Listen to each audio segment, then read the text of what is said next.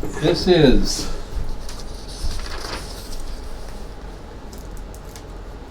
MU215 worship leading 3/3/20, March 3rd, 20, part 2 video.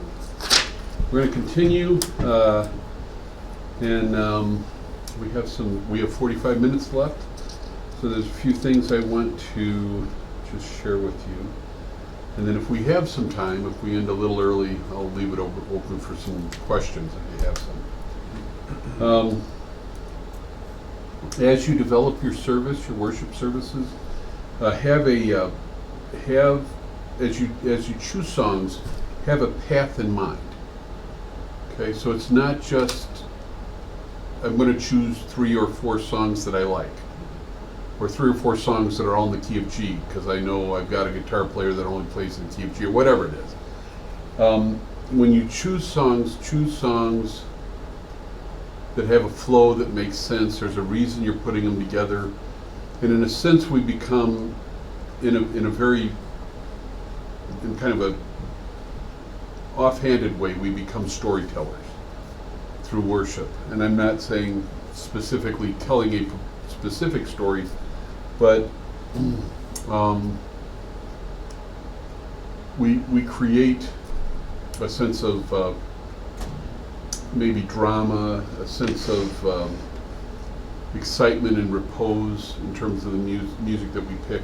There needs to be an idea of what you want to accomplish. So I might start with a more reflective song and move into more energetic songs, and I might move this way on the circle of fifths to do that. I might decide that if coronavirus, for instance, is in the headlines, which it is, but if it gets more in the headlines and people start to, it's ultimately it's not the virus that causes problems, it's people's response to the virus that causes panic. People do weird things when they panic. So what I might do is craft a service around, if terrorists bomb the World Trade Center, that happened again.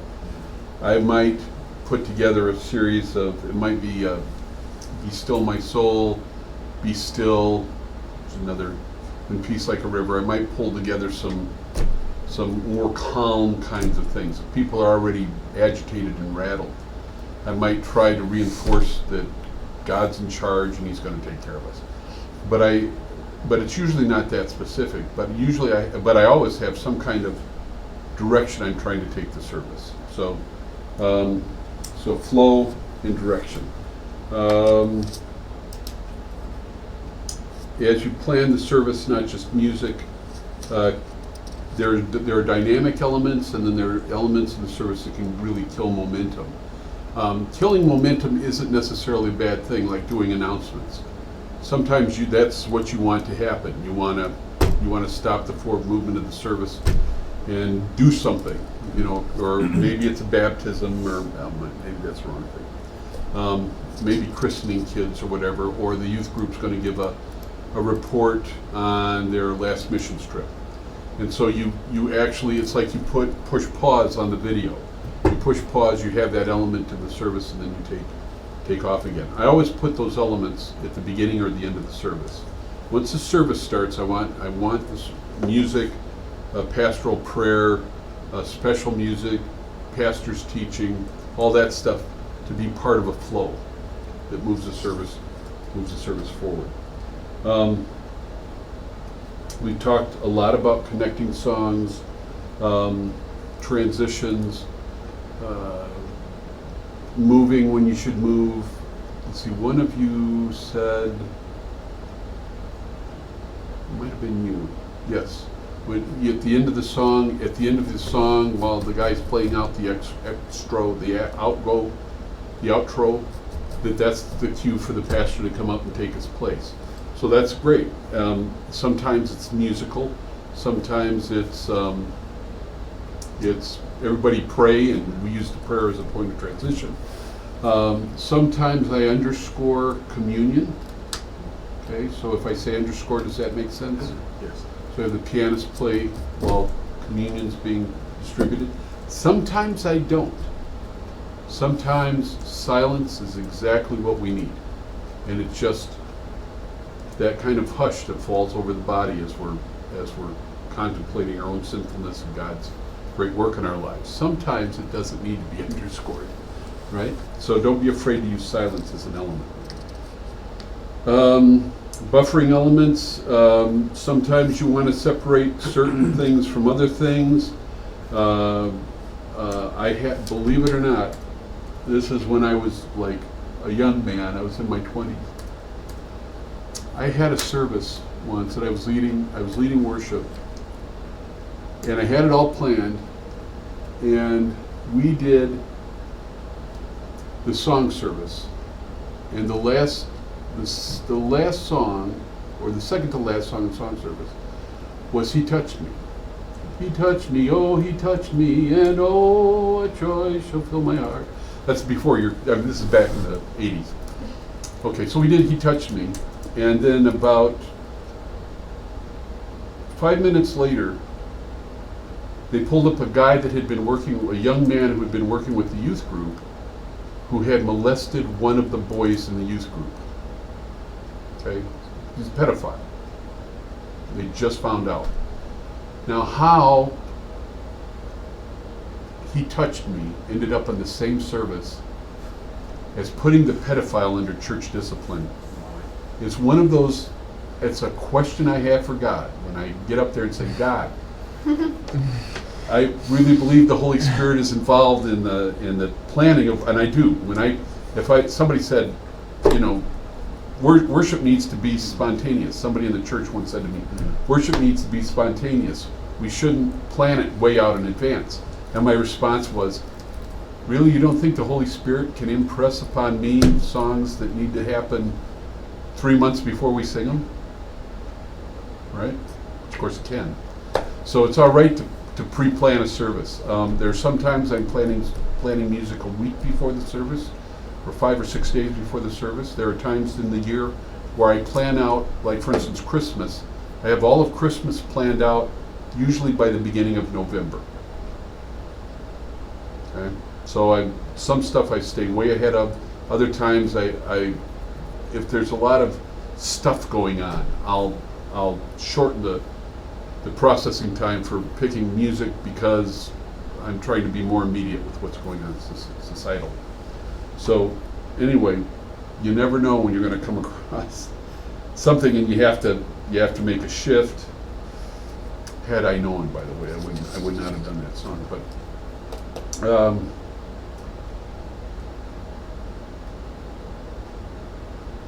okay, we talked about that. All right, let's keep going.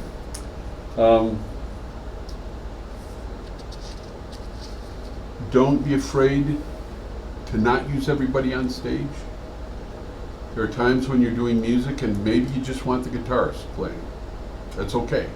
Or you have the guitarist do the opening. There's a lot of, matter of fact, usually every Sunday I'll have either the guitarist or the pianist start a song and they'll play the whole first verse, and then I bring everyone in on the chorus or whatever. Okay, that's fine. Change up it's called timbre. T-I-M-B-R-E, timbre is the sound of something. Okay, and you can change the timbre of the service by changing the instrumentation. Don't be afraid to do that. We've talked about guitar-friendly keys. Guitarists hate flats. Guitarists love sharps to a certain point. The keys for guitarists are C, G, D, A, E minor, if you're going to do a song in minor. Even D, you can probably even do, well. E's okay too. E is okay. E is okay.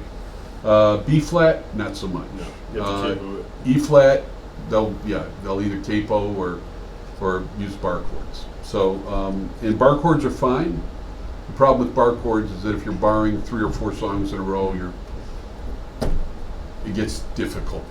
So, but on the other hand, pianists like no more than 2 or 3 accidentals.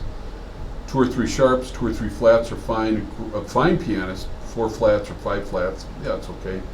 But the key of B flat has 2 flats. The key of B has what?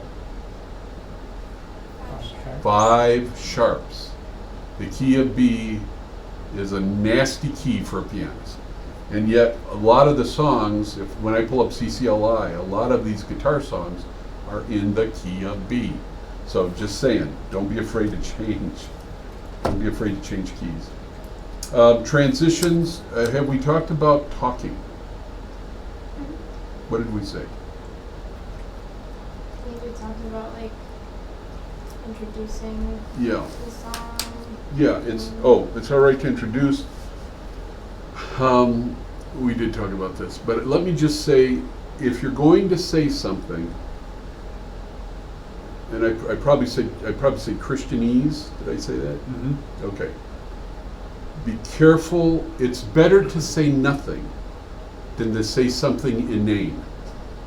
It's better to say nothing. It's better to say nothing than to say something that's canned or repetitive or, oh, you guys sound great. I would never say that. I mean, I won't say I would never say that. Don't tell the body how well or how poorly they're doing on their music. Just don't say that to them. It's not your place. Though I will say sometimes, if I've been on vacation and I come back and everybody's singing out, I'll just say, you guys move me. When I just hear you worshiping, it moves me. And I'm not afraid to say that. Sometimes I start to tear up. And that's okay too. As long as you don't lose it. Don't lose it. Think baseball statistics. And I have to do that sometimes in the service. If I'm overwhelmed, there's certain songs that I'll start to cry if I start to actually think about them. And so when I'm leading those songs, I automatically go to, and I'm not a baseball follower, but I'll start to think, okay, after the service today, we need to stop off at Walmart and pick up some groceries. And I start to run through, I take myself out of the service, try to get through the song so I don't cry. Usually I don't. Usually I'm worshiping. But sometimes I have to do what I have to do. Silence and dead air. Avoid dead air. Dead air time is when nothing's going on, like the walk of death that the deacon takes from the back of the church to come up to do a prayer. And you just say, why can't you just be in the front row and come up when I told you when to come up? That's dead air. That's not good. Dead air and silence are two different things. Programmed silence is important, and use it. Don't overuse it. Dead air, you don't want that. Okay.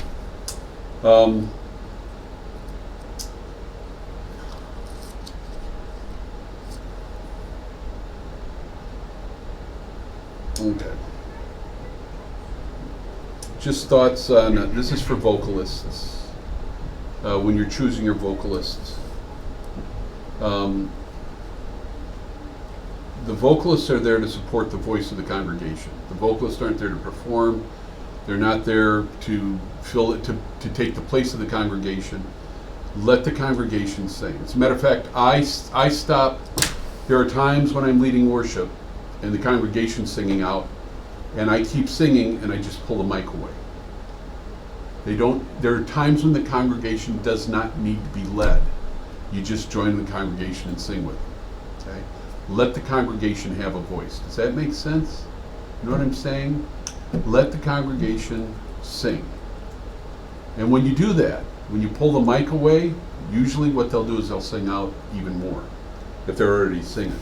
And all of a sudden they hear themselves singing. I found a number of churches I've been in are the music on the stage is so loud that the congregation can't hear themselves. And I think that's a problem. But let the congregation sing when it's time for them to sing. You need good songs. We talked about this. Make sure they're singable. I mentioned up here when you were doing, just say, okay, we're going to sing this, or you give a few words at the beginning of a line. You've got the next verse coming up. You give a few words. Let them know to sing those words. People need to be led. Don't be afraid to tell them what to do. Don't be afraid to say, let's all stand and worship. Okay, sit down. Let's sing that chorus again. Now I won't say let's sing that chorus again. I'll just say the first couple words of the chorus on a repeat, and that takes care of it. If you are using vocalists, make sure they are confident and competent. Confident and competent. Weak entrances by vocalists. I don't use vocalists. And the reason I don't use vocalists is because I tried to use vocalists at the church I'm at, and they weren't reliable. They didn't show up when they were supposed to. They weren't rehearsing. And there were Sundays when I was supposed to have 3 ladies up there, and only one showed up, or none showed up. And I just finally stopped using them. But if you're going to use vocalists, they have to know what they're doing, and they have to be confident. If they aren't confident, the body will not know when to sing. All right? So it's better to not use vocalists, backup singers, than to use singers that are weak.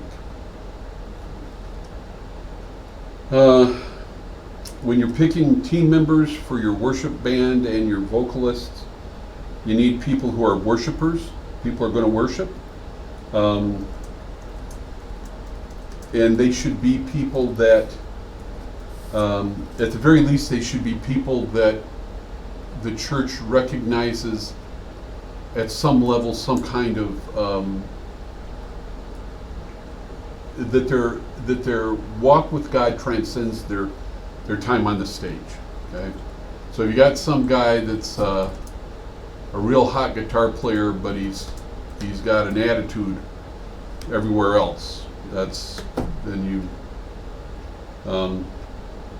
I would hesitate to use them. Okay? I just had that conversation with was that somebody in here I had that conversation with? I just had that conversation with somebody. You're talking about drummers and time? Yeah, no, this was somebody just this last. Oh, yeah, I know. Who's that? It Oh, was Logan, David. yes, If that's what I'm thinking of. Logan. Logan talked to me about that. So he had a situation where there was a guy that anyway, I don't want to go into that because we just identified him. So, On camera. so be sure that don't use difficult people. Why would you do that? Somebody that their life is not being read well by the rest of the body. Does that make sense? All right. Okay. I think that's obvious, but I'm going to mention it anyways. Just because somebody has musical skill doesn't mean you need them in the worship. Find somebody above reproach. Yeah, exactly. So, musical skill and leadership abilities are equally important. Anybody that's serving on a worship team should have a servant attitude, and they should be able to provide a winsome invitation to worship. What is winsome? What is a winsome personality? Somebody that creates buy-in. Yeah, they're Charismatic. Easy. Yeah, they come across. There's a kind of a likableness that they're easy to follow, and I'm not just talking musically. They're pleasant people. Easy to engage with. Easy to engage with, right?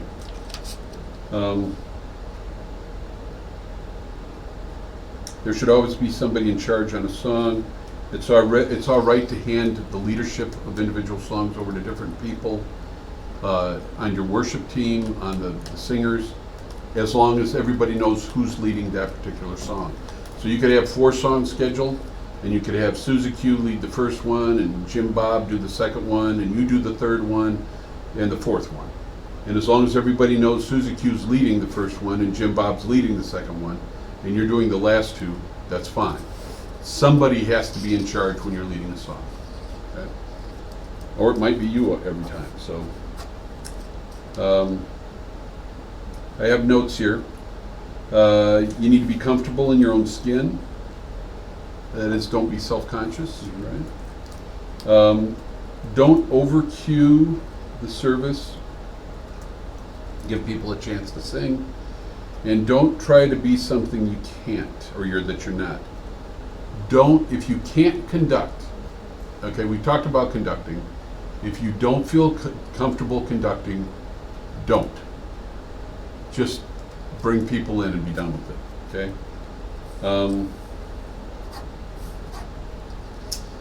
And don't pretend to be somebody else. You don't have to be Paul Beloche or Chris Tomlin. You see a worship video, you don't have to imitate them, just be yourself in the worship. That's what people want. They want authentic human beings leading authentic worship, right?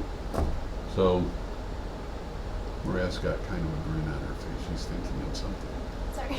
No, okay. Something else. You're thinking baseball statistics. Okay. Mic etiquette, real simple stuff. When I lead, okay, mics, first of all, your hand is perfect for a mic. Okay, the mic should be here. You should sing over the mic, not into the mic. When you sing into the mic, it does several bad things. First of all, you're going to increase your pops when you're singing directly into the mic, because now you're blowing air into the mic instead of over the top of the mic. Okay, if this is the ball of the mic, putting the mic right here, all that air that's coming out of my mouth is not going into, the reason you have the pop screen or the wind filter on the mic is because of pops and airs coming out of your mouth, okay? If you put it here, that dramatically reduces it. If you put it here, you accentuate it. The second thing is when I put the mic here, people can see my face and my mouth. And when I put the mic here, they can't see my face. They want to see my face. The mic is designed, the dynamic mics that you're using have a pattern that look like a big fan that comes around like this. And if you put the mic here, it will pick you up. Okay? You don't have to do anything more than that. Okay? Any questions about mics? We haven't talked much about that. I thought I'd better mention it. I'm not going to go into this because I don't have time. There's a great discussion on instruments in the book. Learn to speak instrument. Learn what words like riff or hit. Learn what those are. Be able to speak drummer, right? Be able to speak. I'm a reasonably competent guitarist. I have never, at Word of Grace, I've never led worship from a guitar. I'm a better guitarist than I am a pianist. I have led from the piano. Okay, I'm passable on both of them. But I do speak piano, I do speak guitar, I speak drums, I speak bass, I speak a little flute. We have a flautist. I speak enough flute to speak flute to her. And what I'm saying is that I understand the instruments, I understand what they're capable of, and I understand the language I need to use when I talk to those individuals about their instruments. This has a great chapter on instrument speak, and just read it, and you'll know what's going on. Also, working with a band is another set of things that you need, another vocabulary that you need to develop, okay? So you need to know what you're doing when you're talking to a band, you're talking to an instrumentalist in particular. So again, be sure that there's a great section on brace bands in there. Okay, we've talked about that. Haven't talked about that, but that's in the chapter. We are continuing. Timeless hymns in a contemporary context. We talked about this a little bit during the break, but I'm going to talk about it again. A case for context. How do you feel about the statement that we need to find ways to build bridges with the great hymns? What? If I said it's important for us to find ways to build the bridges with the great hymns of the faith, do you think that's accurate, or is that not something we need to worry about? I think it's circumstantial, because it depends on your congregation. Okay. Do you think that there's value in any congregation knowing the great hymns of the faith? When I say the great hymns of the faith, Amazing Grace, and I think it's important to be able to build bridges with your congregation, not necessarily a musical style. right. Because your congregation will dictate what musical style. Sure, style. So I think knowing hymns, knowing stuff from 10, 15 years ago more than be blended, Yeah. and then also knowing contemporary as well. Okay. So how about something that's 100 years ago? Some people may relate to that, so Okay. I'll pull out a hymn that's 100 years old. All right. And it's interesting because tonight we had between probably Alyssa, in terms of maybe the older, that was contemporary blended contemporary. So that's probably some of the oldest songs aside from the hymn the oldest songs that we did tonight, contemporary songs, were probably from Melissa's service, and probably the most contemporary songs were from your service. So we cut a pretty wide swath, probably songs, probably 35 or 40 years. So there are songs that are from my generation, when I was your age, that are maybe 40 years old, that still resonate with me, because that's the stuff I was leading when I first started as worship leader. When I first became a Christian, and I told you this, when I first became a Christian as an adult, my wife and I bought a bunch of Keith Green records. And so Keith Green became very important to us. Now Keith sounds probably pretty dated. But because he was, he's 70s, 80s. So early 80s. So I would say, find the stuff. If there's a hymn out there that's lasted 200 years, don't be afraid to figure out a way to incorporate elements of that hymn into what you're doing. Because I think they're meaningful, and your church might find that. There is a difference in content between liturgical music, thematic music, which would say blended music, and experiential music. The content is different in those songs.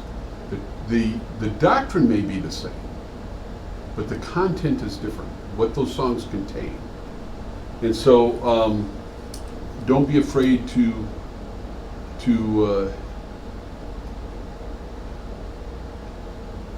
explore ways to take some of that old stuff and breathe new life into it. Mm-hmm. You may decide not to.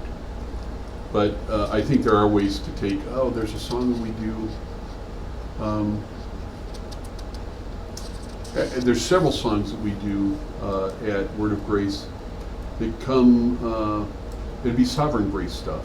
Yeah. Sovereign Grace takes a lot of old hymns and resets the words to new tunes. Okay?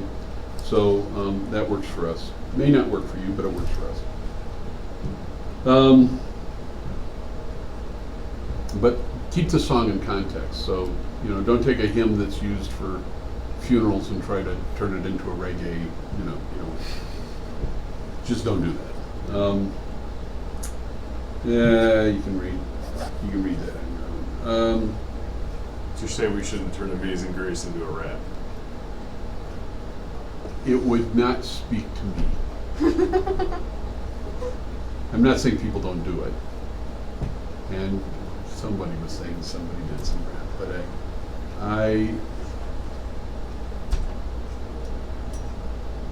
but there's certain genre music I don't care for. I'm not a big country music fan.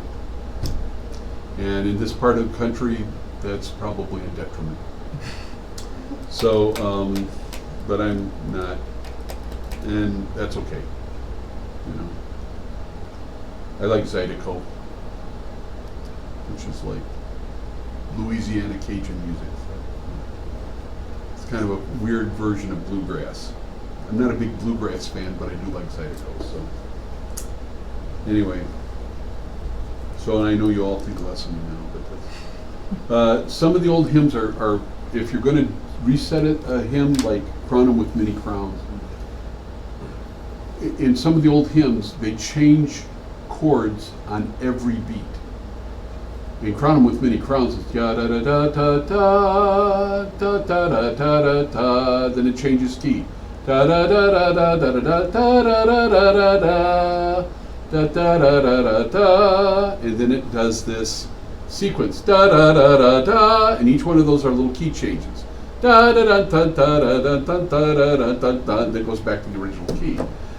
That's very hard to do on a guitar with 3 chords.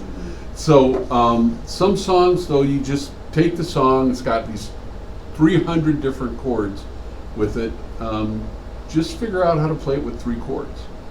So what you're doing is changing the harmonic rhythm. Harmonic rhythm is how often you change a chord. Okay?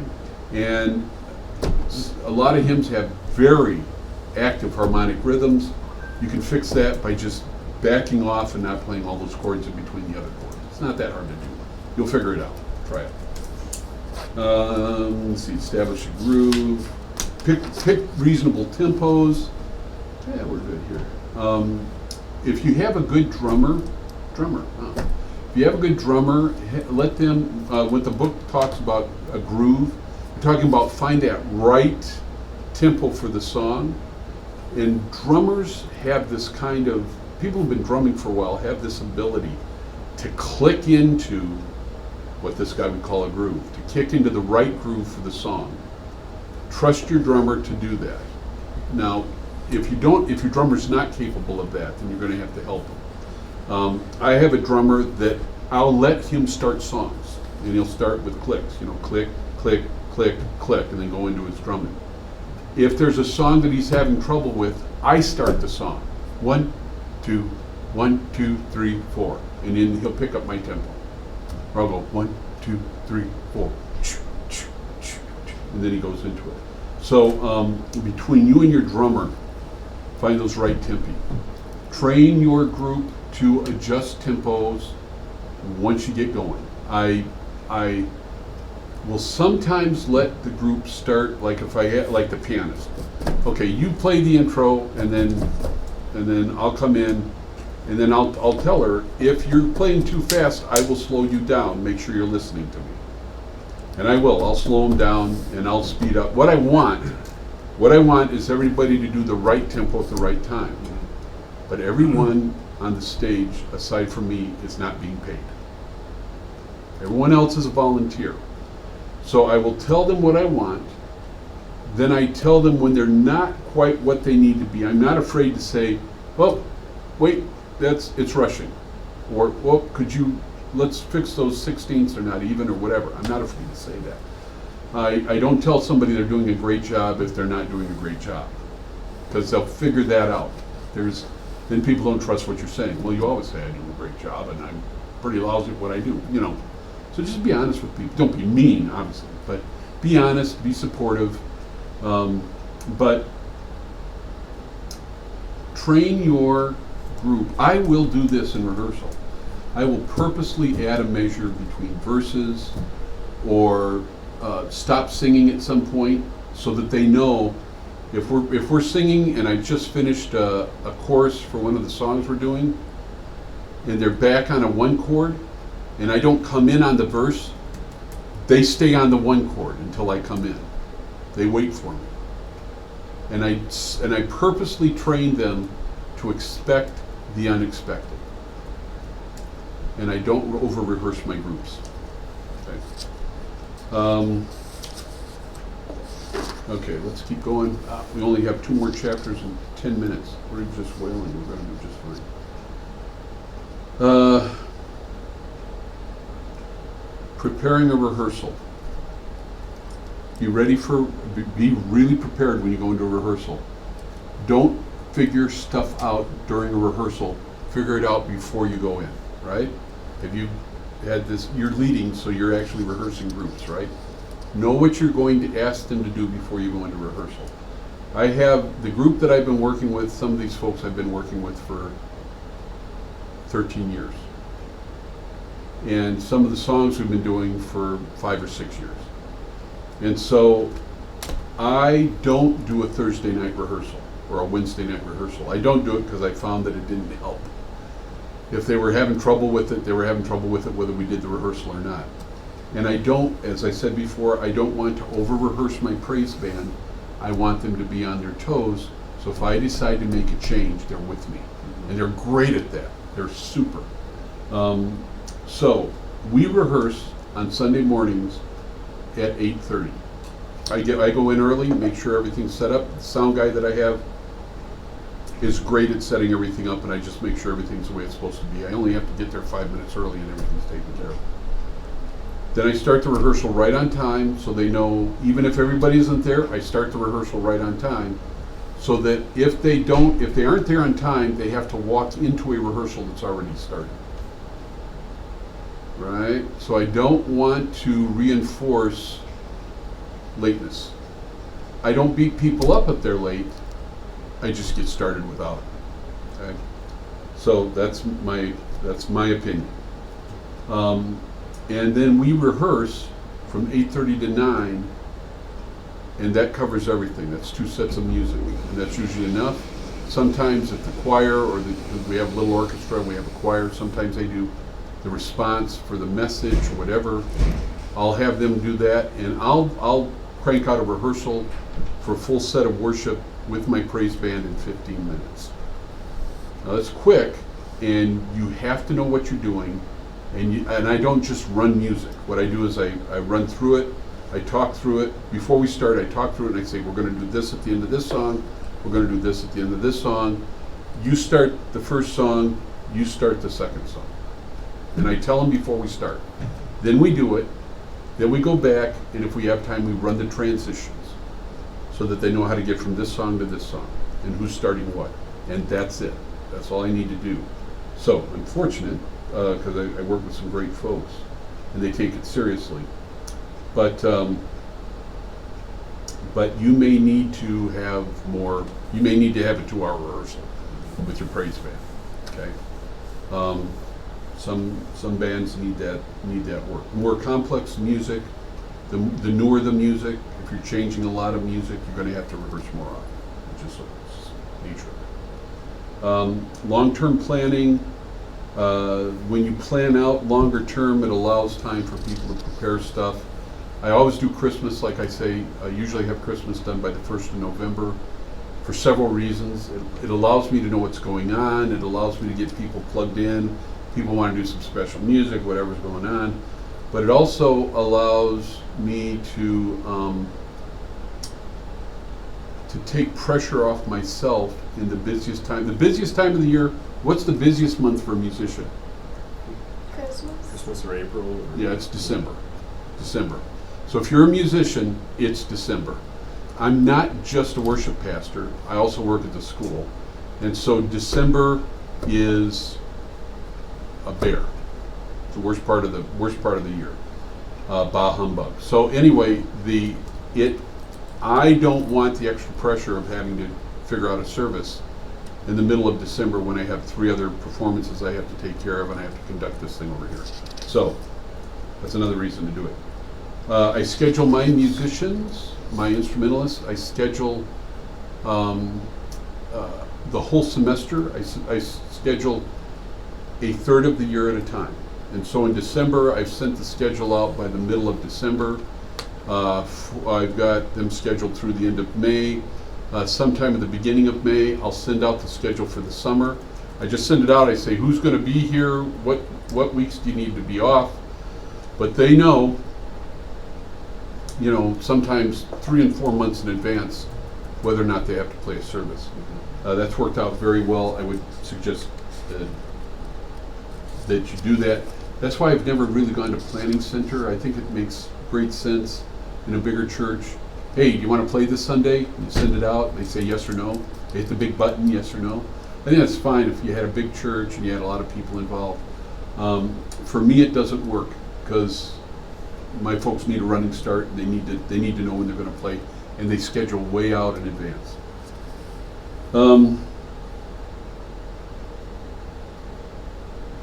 Finalizing service, the service planning is all in there. Preparing media, I review the whole service the day before the service.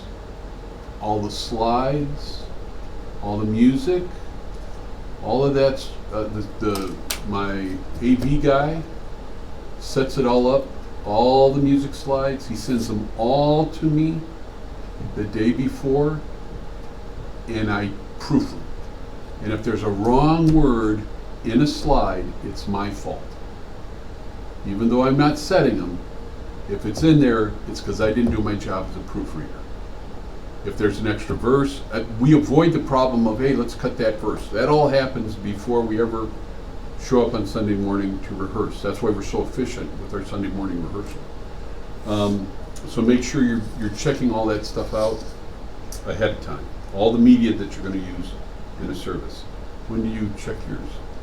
We do our service run through on Thursday, and it's like that's like Jeremy's job. Is he's the one, he double checks all of the lighting, Yeah. views all of the slides. And all that's done by Thursday, isn't it? We do it Thursday morning. Yeah, good. I get to press the space button that changes the background. Oh, Nice. It's the most responsibility I get. It's like the highlight of my week. Okay, organize your rehearsal so you accomplish your main goal, which is the rehearsal. That's the main goal of the rehearsal. You do a Bible study, do a devotional, that's fine. You can pray for everybody. Music is a small group, right? If you have small groups in your church, the musicians make up a small group generally. But the purpose of a rehearsal is to rehearse. I did press the button, didn't I? Yes.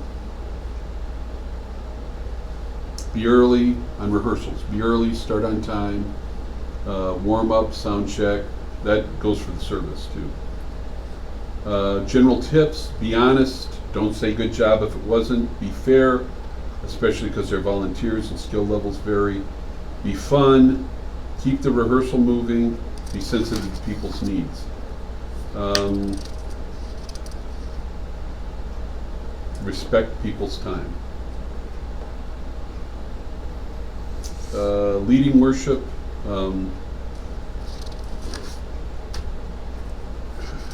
The leading worship, just prepare your heart on the, ideally I try to be ready for worship before I leave the house.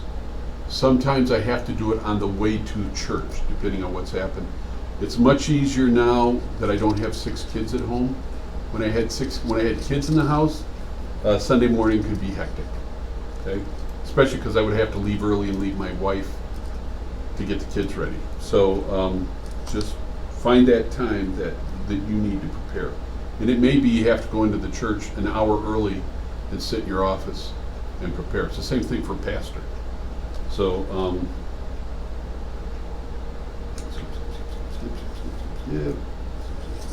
talked about that. Postmodernism. Talked about this already, but postmodernism values community, although typically the community is restricted to people just like themselves. So postmodernism is not inclusive.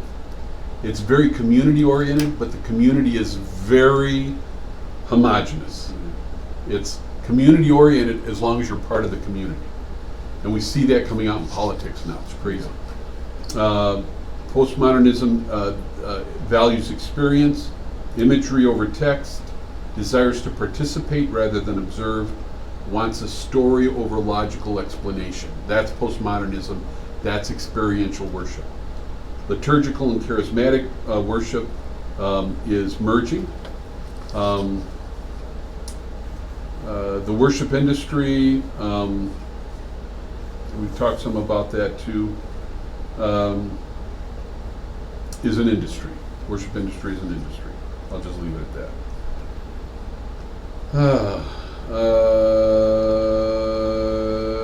Compensation and respect, training, I'm going to skip that.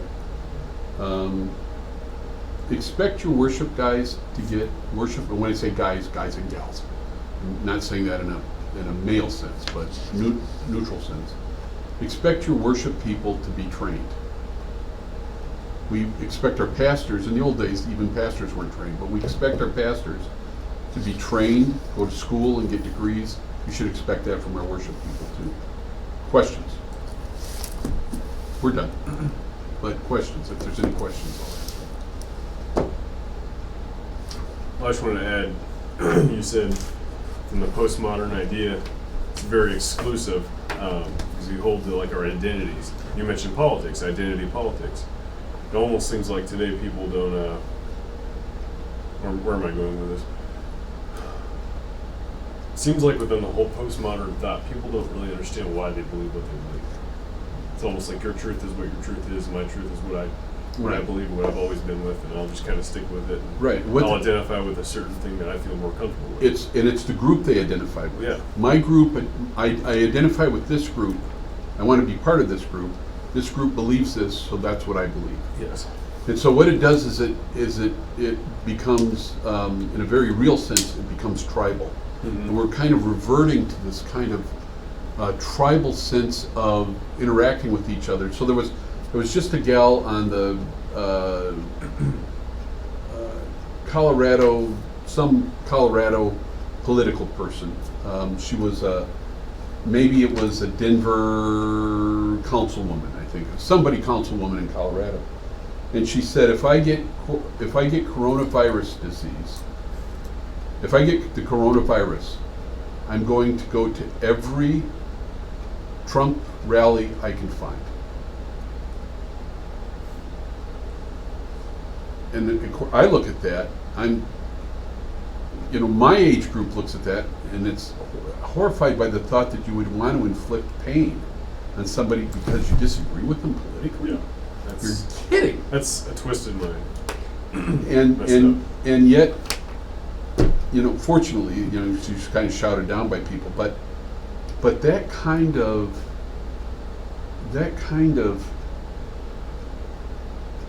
if you're part of my group, you're my friend, and if you're not part of my group, you are evil and you're my enemy. Okay, that is because of the incredible fragmentation that's gone on in society because directly a result of social media. Yeah.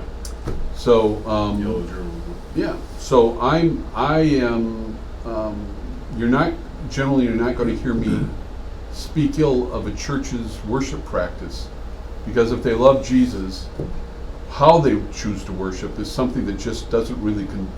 It's not a concern to me. If a church loves Jesus and they teach the truth, the gospel, then I have a lot in common with them, like eternity, and how they choose to worship. Even if I don't feel comfortable worshiping that way, I'm not going to pick on them. First of all, I don't want to be part of a house that's divided against itself. I'm going to support them in what they want to do. We produce people out of the music department who are taking worship jobs, and I'm thrilled with whatever job. I want the people to come out of here to take a worship job that they feel comfortable worshiping. And so if Graceway is the place where you're comfortable worshiping, you like the music, what stuff's going on, they offer you a job, and you're a worship leader, great. I think that's wonderful. When I started here, there were people, there were individuals, and I've always felt that way, by the way. There were individuals on the faculty that were saying, do we encourage women to be worship leaders? Because that's not biblical. The Bible doesn't say anything about that. So, but they had a very narrow view of what Yeah, leadership that's was in the great. church. And I tell, and you, I'm sure I've said this to you, and I've said this to other people. If you are a woman in our circles, there will be some churches that won't hire you because you're a woman. Now that's changed a lot in the last 10 years. And it's changed a lot because of the need for worship pastors and worship leaders, and there aren't enough out there. And so what was once kind of an exclusive club in our circles, what was exclusively a male position, it's changed sharply. Yeah. I don't believe that it's because anything we've done, but we haven't added to the problem, we've added to the solution. So we encourage women to go through the program, and we encourage churches to hire women. And the people who say, no, I just want a guy, when they talk to me about worship pastors, that's just almost disappeared. Most folks never don't say that anymore. Yes. I think it comes down to challenging the little T tradition in light of what does Scripture say about this. Yeah. Scripture absolutely doesn't say anything about women not being worship pastors at all. Right. It talks about women being a congregation Right. in a teaching facet that has nothing to do with worship pastors. Right. So I think that would be an instance of, okay, the Scripture doesn't say this. So I'm going to hold to big T tradition and not the little T tradition Right. of, how my parents always did it. Now, I do want to say this, and I want to say this. If a church believes, if a church's position is, we want a male worship pastor, okay, fine. Not a problem either. Mhm. I mean, I'm not going to try to argue them out of it. That would be foolish of me, because I don't know the church. I don't know the elders in charge. I want to, as an educator, I want to provide them with the person they want. There are people, I do music that some churches would find too contemporary. I do music that some churches would find way too old. And I do some music that one of the guys in my congregation thinks we shouldn't do because we're supporting Bethel and Hillsong. Was that ever resolved? It went back and forth. I talked to the pastor about it. It has not, we have not seen the end of it. So it'll go on for another 2 or 3 weeks. So I didn't get a chance to talk to the guy at church on Sunday, Yeah. but I'll have a conversation with him. And he's adamant. He thinks that we shouldn't be, Yeah. you know. I mean, if I were in that situation, I wouldn't go to a church. I wouldn't cause division. And he isn't causing Yeah. division. He's Yeah. cool. Okay. You know, he didn't get up in the middle of the service and say, "That's on." Now, this last week we did "In Christ Alone," and I mean we did one traditional hymn, "In Christ Alone," and something. I mean, it was so safe. But I think we only do one Bethel song, and that's "Lion and the Lamb," Leland. And he's not from Bethel. He Yeah. just uses Bethel music as his Actually, publisher. I like that. Yeah, I mean that's so. There's room for everybody, you know. Well, and I think it's important as believers not to think of it in perspective. Do I want to cause division? Right, and By no means. No. Avoid that. Right. I don't want to cause division. I don't want to be cutting edge. I don't want to lead the body down a path that they don't want to go. Yeah. That's just foolishness. Yes, it is. So I want to take people up the mountain to meet God. That's what I said. That's how I started the class 8 weeks ago, or 8 classes ago, and that's how I'll end it. My job is to take people up the mountain to meet God. Yeah. So we're done. Thank you. Yeah. Is that the word for